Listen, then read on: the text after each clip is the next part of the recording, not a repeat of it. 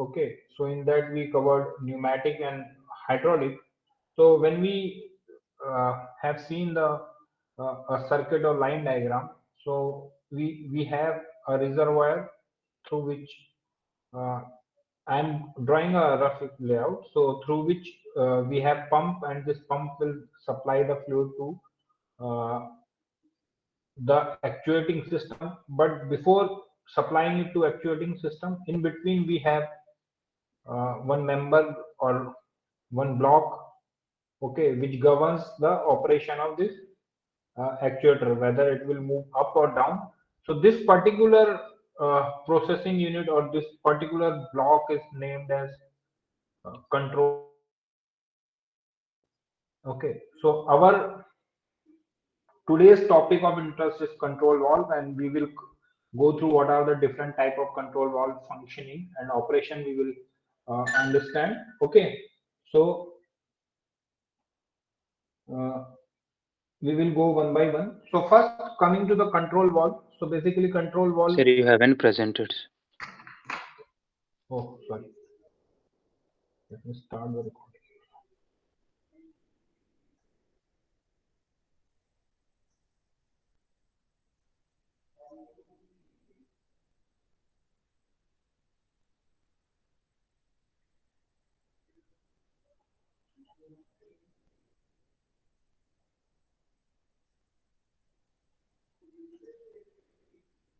Okay. Okay. So as we have covered, yeah, we have previous slides also. So here, let's say we have a fluid power system. So in fluid power system, we have a sump in which the fluid is stored, and this fluid is extracted from this pump sump with the help of a pump. And in between, if you see, we have filter, pressure regulator, but here we have one block which is generally used to control the extent or retract of this piston cylinder assembly, which is providing the actuating motion. Okay, so this particular block is termed as control valve, and today we are going to uh, cover this control valve. So control valve is used to direct or regulate the fluid uh, coming from the sump towards the coming from the sump, which is your energy source. Means this pump is providing the required fluid at a given pressure. Uh, I think someone has unmuted his mic. Kindly mute. Not sure. Yeah.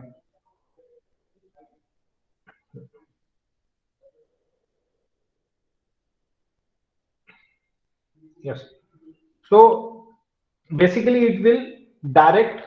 The function is to direct and regulate the fluid coming from an energy source towards the loading device or towards the actuator.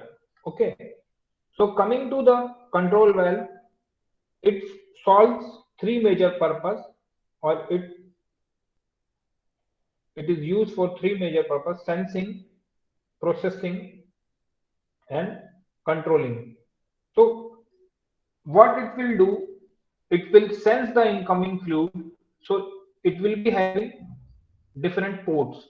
So it will sense the incoming fluid pressure. It will open the port.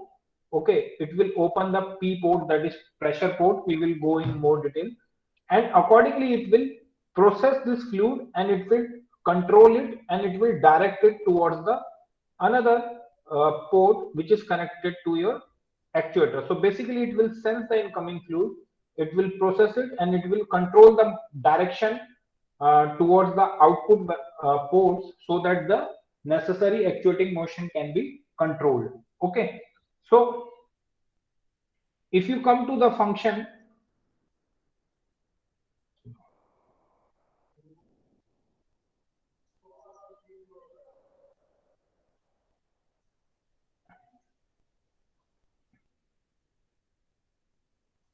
what's going on? Let me restart. scrolling option is not coming. Yeah, now it's fine. Okay. Now coming to the function of your control valve, so it follows, or it is basically used to perform three major functions. First, allowing the air or fluid which is having its own pressure, okay, and directing it, okay. Then it will cancel the signal which comes under processing. So cancelling the signal means it will block the passage of fluid. I am drawing the port here, okay. It will block, let's say we want to allow the fluid flow in this direction. So the function of this valve is it will block this passage by closing this port so that the fluid will be directed through this particular path, okay. And it will also release the air or oil to the sump, okay. So coming to its type, we majorly use three type of control valves. One is pressure control, second is directional control, third is volume control, okay. So in your syllabus or in your this mechatronic system, you will come across this two control valve. One is pressure control, another one is directional control. So let's first cover pressure control. So coming to the pressure control, so as the name suggests, it will use to regulate the pressure, okay. It will be controlling the pressure and modulating the pressure, okay. Modulating the pressure, okay. So whatever incoming fluid is coming to this pressure valve, it will control the pressure to a set standard pressure. Let's say we want a pressure of 15 ksi. So this pressure control valve will help you to control this limit by modulating the pressure, how it will either release the extra pressure or it will redirect the extra pressure fluid towards the sump, okay. So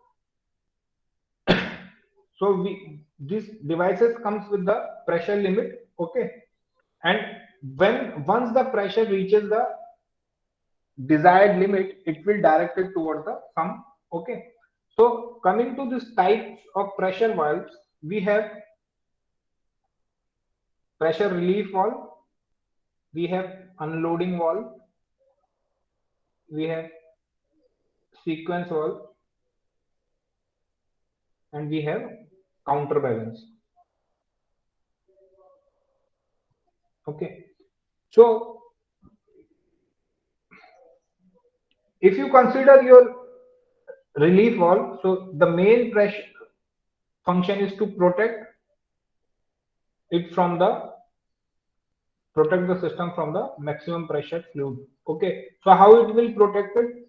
Once the pressure reaches the upper limit, it will release, okay. So it will release, so basically it solve the purpose of safety. So also it is termed as safety valve.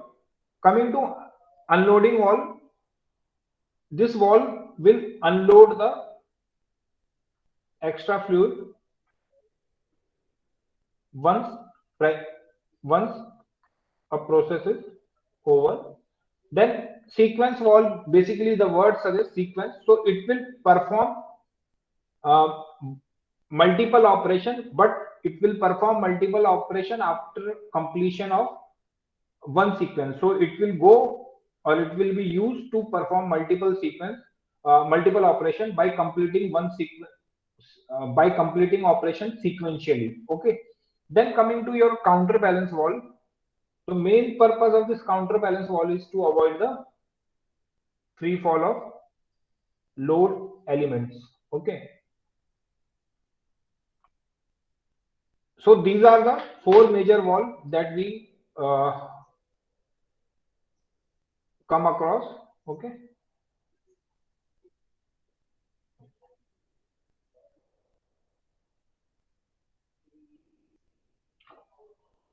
So yeah.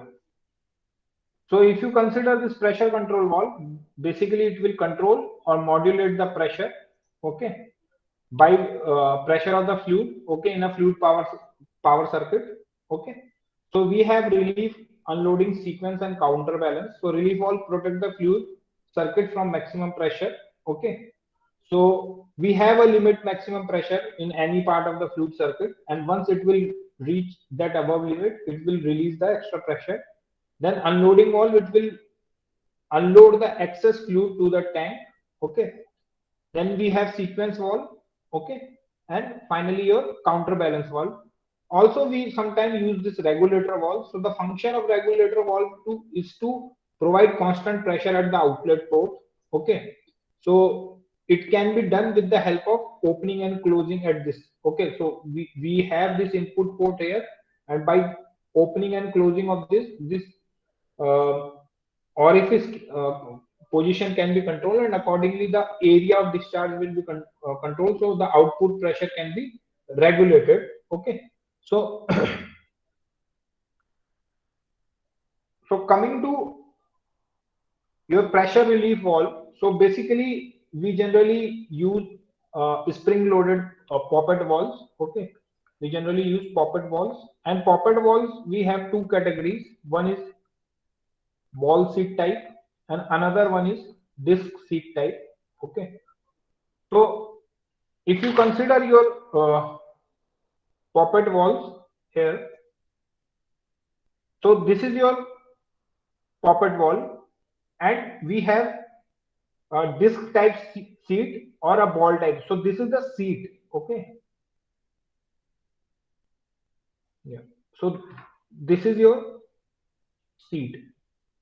Okay, so the seat will be in the form of a disc, okay, or it will be in a form of a ball. So the basic purpose of this seat is to control the opening and closing of this poppet valve. So basically these are the pressure relief valve. So it will be connected to high pressure line and the low pressure return line.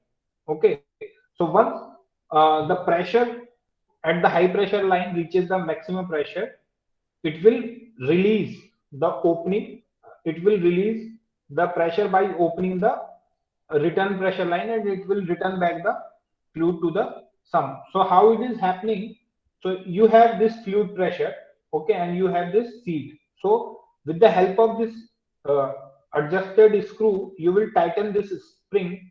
So you will load this spring by rotating the adjusted screw. So once the spring is uh, uh, compressed with the help of this adjusted screw, it will exert one force Fx. Okay. So once this Fx and Fp are at same level, so there will be no movement. Okay, there will be no movement.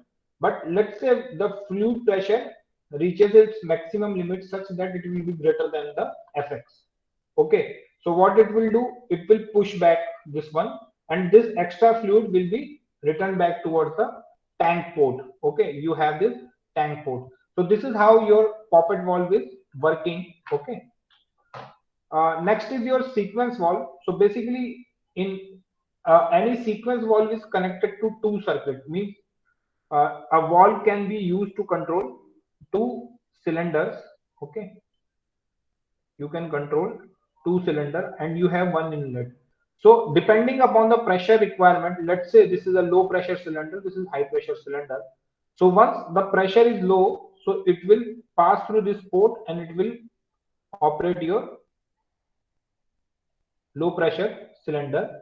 And after completion of this particular operation, okay, this this valve sequence will follow, okay, because it will supply extra fluid from here when high pressure is coming, and it will lock this particular port. Okay, it will lock here, and it will follow through this particular operation. So this is a symbol for sequence valve. Okay, so this symbol you need to you have to be careful about the sequence symbols. Okay, next is your counterbalance valve. So as I told you, the counterbalance valve is used to uh, avoid the fall of loading element. So here you have a load of, let's say, 5000 lb, and it is hanged against the gravity. Okay, so once you're from the sump, your motor will extract the liquid and it will follow through this port and it will be transferred here. Okay, if your counterbalance valve is not present here, so this weight will fall. Okay, it will be a free fall. Okay, so which will result in the damage of this particular element. Okay, so how we can avoid this free fall? So with the help of this counterbalance valve, so here you can see you have a small sump here which will supply a liquid to this counterbalance valve. So here you will be having a liquid which is at much lower pressure as compared to this one.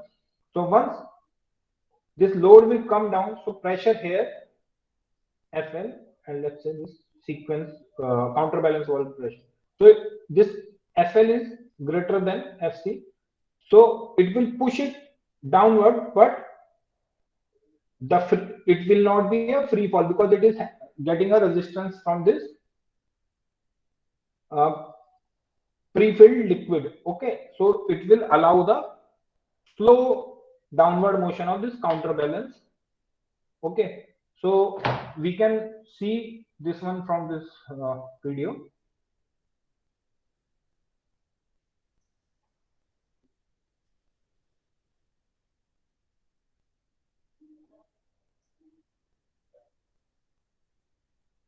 So are you able to this audio is audible to you?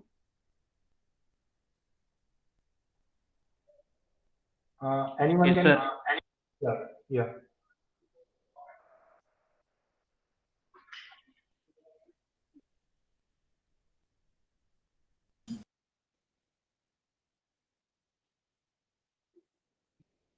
Oh. Sir, audio gone, sir. Not audible, sir. Sir, we can't hear Sir, this. we can't hear this. You have to present You your, have to present you have your. to present this tab, sir. Okay, okay, okay. Let me do it. Wait, Shoeva, I'll do it.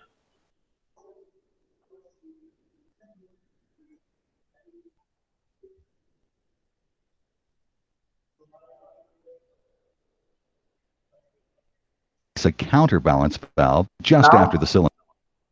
is it Yes, sir. audible? Okay. Yes, sir, we can hear it. Used with cylinders to counter a weight or potentially overrunning load. In this circuit, without a counterbalance valve, the load would fall uncontrolled or overrun, and pump flow would not be able to keep up. To avoid the uncontrolled operation, we place a counterbalance valve just after the cylinder. The pressure setting of the counterbalance valve is set slightly above the load-induced pressure of 1000 psi. This counters the load. As we extend the cylinder, pressure must slightly rise to drive the load down.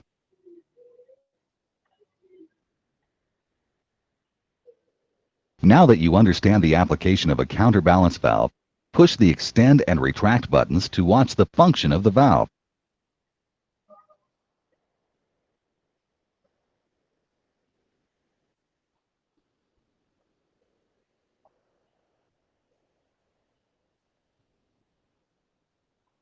So I think with this, you guys can understand the operation of this one.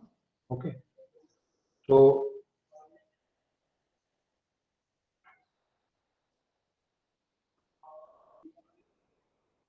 yeah. So next we are having directional control valve. Okay. After pressure relief valve, we have directional control valve. Okay.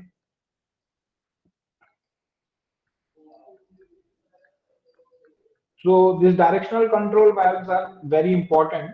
Okay. Because as the name suggests that directional control means it will control the direction of fluid flow, and once you are controlling the direction of fluid flow by opening and closing of port, you can control the actuator. Okay, so actuator is basically your loading element. Okay, which is your piston. cylinder assembly. Okay, so if you control see this DCV, so DCV will be having signaling element, it will be having processing elements and the power elements. Okay, so how this DCV is operating, we will be explaining. I will be explaining with this schematic. So the important thing is operation, port and position of DCV, that is directional control valve. So with the help of a simple schematic we can understand. So here we have this pump. Okay, currently we are not using any filter or any pressure regulator in order to understand this DCV only. Okay,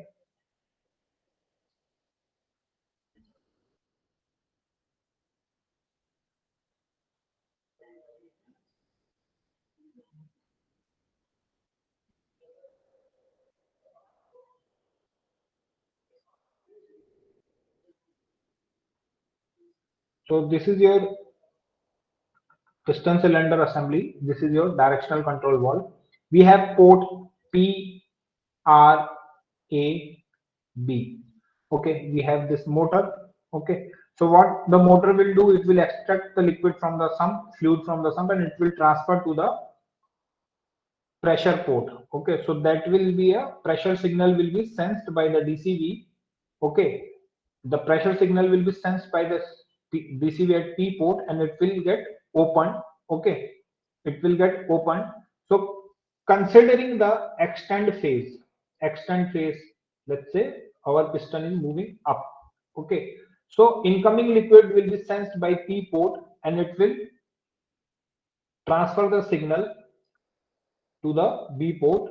After processing, it will transfer the signal to the B port, and once the signal is received by the B port, it will get opened. This B port will get opened and the fluid will be supplied here.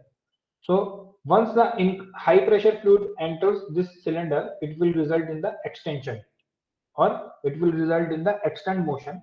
So once this extend is happening, so whatever air or any gases are present, it will be released from port A. Okay, it will be released from here and it will go to the port A. So A will receive the signal.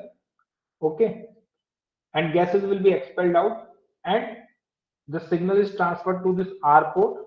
Okay, so your R port will result in expulsion of gases. Okay, then coming again we have second is retract, where your piston is coming downwards, that is retract. So again your liquid came back to this sump, then motor will operate. Okay, this P will sense the incoming pressure because it's a pressure port and it will result in the signaling and the fluid is transferred to port A.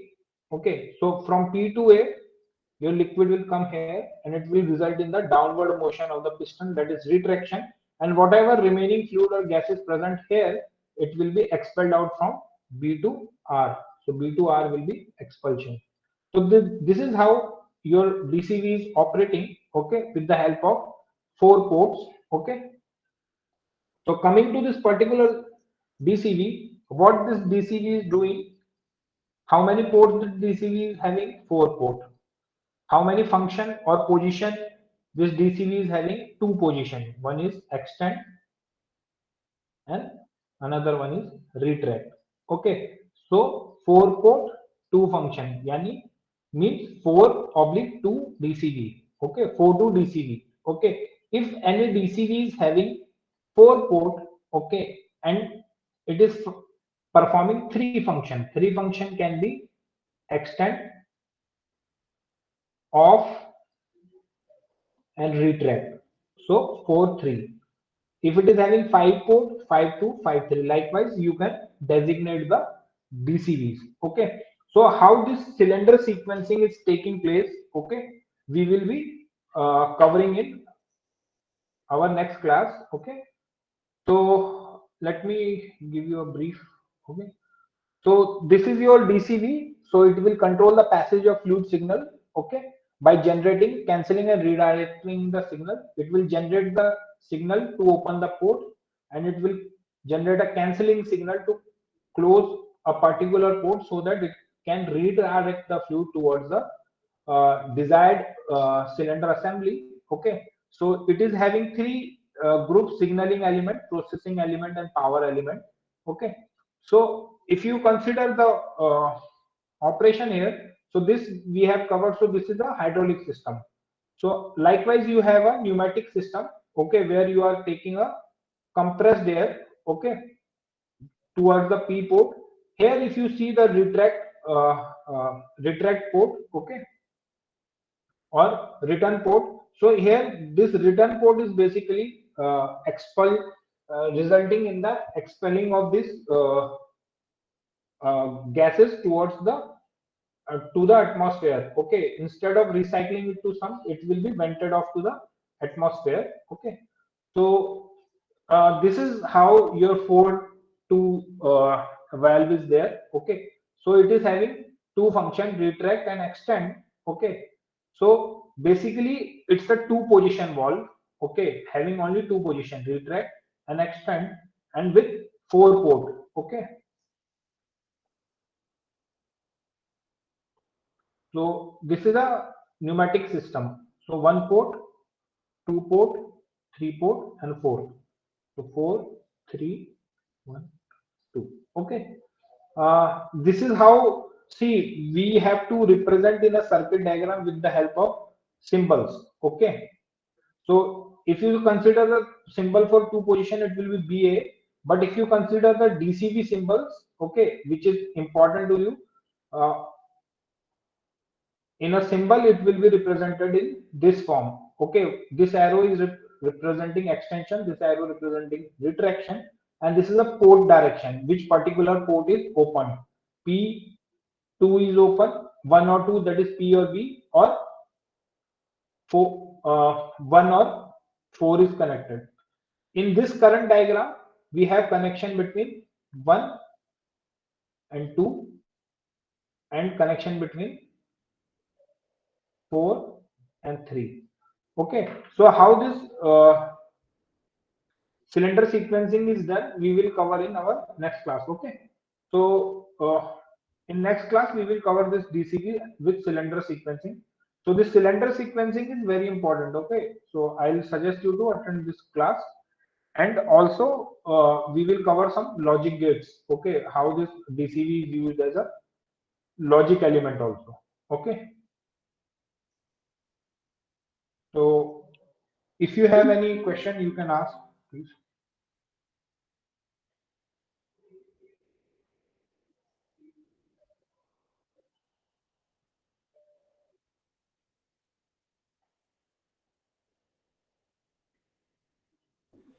No question, sir. Yeah.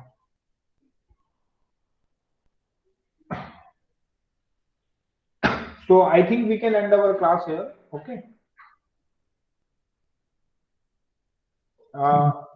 Kalyan, I have updated the previous PPTs and video recording. Okay. If Yes. anything is left, you can message me, or any other student can message me, so that I will update that Google Drive. Okay. Okay. Okay. Okay. Okay. Thank you all.